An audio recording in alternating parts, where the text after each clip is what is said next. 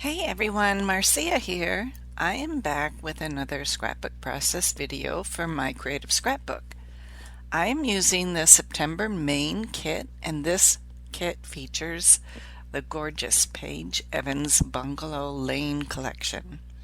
This is a really versatile collection. It's not just fall, although I am scrapping a fall page here. It's also got a lot of ephemera pieces that would work well for everyday photos. I am using a sketch from Laura Whitaker. My Creative Scrapbook has a sketch every month from Laura Whitaker, and she just does an awesome job with her sketches. They're fun to create with. And so that's what I'm using as the basis for this layout. So there is a circle that goes around the photos. There's two photos with a circle around it. And I thought instead of using pattern paper there, I would create a wreath of leaves. So that would give the impression of leaves swirling in the wind, blowing around, really fun. So before I adhere anything down though, I really wanted to put some ink splatters in a circle that would peek out from underneath my leaves. I am going around here with some of my older spray mists. This one that I'm using is October Afternoon, and I'm using here a yellow Tattered Angels Glimmer Mist. I have a lot of older spray mists. They really come in handy for my scrapbooking when I just want to use splatters. They last a long time.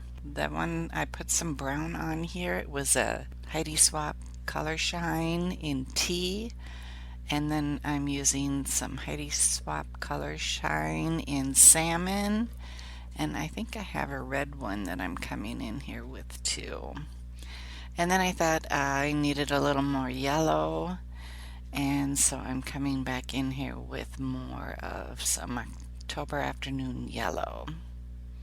Lots of fun. So I have to let this dry before I can continue on and put my photos and stuff up on here. This white cardstock background is mounted on blue pattern paper from the Bungalow Lane collection. I wanted to bring out more blue because in my photos my son is wearing blue. And one of the things that I like to do too is then add some machine stitching. So I did add some machine stitching around the white cardstock, and you'll see later on too, I went back and I machine stitched over all of those leaves that I arranged around my photos as well. So I did a little notebook edge punch here on the side of my photo. It adds some interest, I think, and the notebook edge gives it that back to school fall impression as well.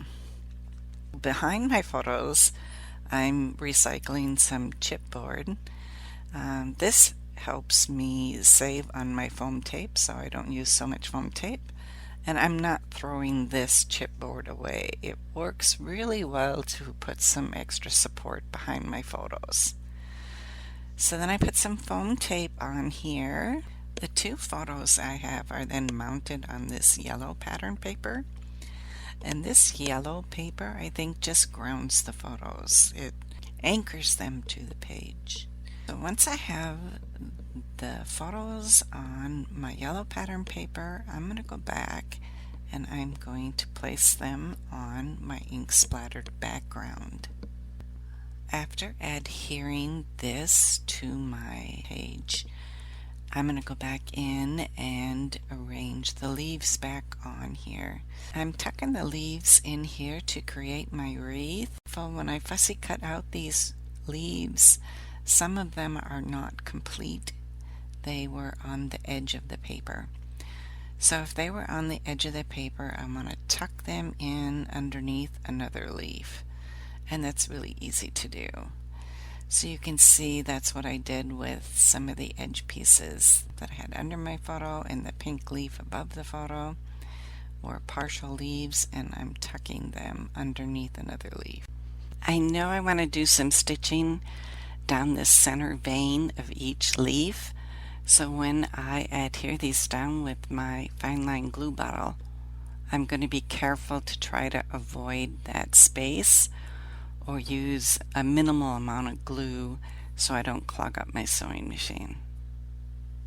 The photos I'm scrapping today are some older photos of my 3 kids. Quite old because my oldest now is 31, and then my other daughter is 29, and my son is now 27. Oh my gosh, I feel old now. But that's okay. I love scrapping these photos because I love the leaves, and we didn't do a bunch of pictures in the leaves before for family portrait. The sketch calls for a banner to be tucked in on the left and right of the photos. So I'm going to cut a strip of pattern paper, and then I am going to notch the edges with my square punch. This works really well for a really quick banner without getting out my We Are Memory Keepers banner maker. You just turn the punch upside down and line it up so that the corner of the square is in the middle of the paper. You can just eyeball it and then give it a punch. So that works really well. I was going to use some of the chipboard that came in the kit from Creative Embellishments. They're a bunch of fall words. So it has autumn and leaves. So I have those ready. But before I do that, I wanted to tie a bow on my photo here. I really like using natural twine when I tie my bows for especially outdoor photos that I'm scrapping. It's a very light twine. It's not heavy. It's easy to tie a bow with. And a little bit of the excess I cut off there, I'm going to put in the tag that I have on the right side. To keep the bow in place, I'm going to place a small glue dot right behind the knot. That'll keep it from coming untied. I thought I should dig out my chipboard embellishments and see what else I can put on here. There are a bunch of buttons on the chipboard sticker sheet, and I am just arranging them. And I'm going to do 5 clusters maybe to see if I can double up some of them here, put 2 buttons in some places, and just scatter them around. There's also a butterfly on this sticker sheet here, and I wanted to put the butterfly on top of my photo. But to keep it from being too thick, I actually tore off some of the cardboard on the back of that butterfly and then glued it down myself. There's a Grown in Love die cut ephemera piece that I cut in half that I tucked under the photo at the top. I can use the other half someplace else. And then one of the last things I want to do here is take the house from the sticker sheet and add it to the left of my photo, along with a heart that has an XO on it. I decided I didn't want to leave the autumn word to be brown. It blended too much in with my photo where I wanted to put it on top of. I thought I would do some yeso and paint over the top of it with a sponge brush. This way I can alter the color of it later with any distress ink that I have and make it whatever color I want. For a title, I decided on Autumn Blessings. So I dug out the thickers from last month. They were these white thickers, and so I thought the white would stand out really well against the colors in my photo and that yellow pattern paper. I like to arrange my thickers on a ruler before I lay them down on my layout. This way I can make sure that everything is straight and I know exactly where things are going to go before I adhere anything down. The autumn, I decided I would use marigold on here to give it a different color. So I really like how that stands out from the photo better than the natural chipboard did. I'm going to adhere this down on top of my photo with my fine line glue bottle. Love this glue bottle for fine detail work. It's amazing. You put your own glue in it, your favorite glue, and it works wonderful. I haven't had any issues with mine clogging at all, and I use a Scotch 3M glue with mine. Last thing I'm going to do is rough up the edges of my pattern paper on the yellow.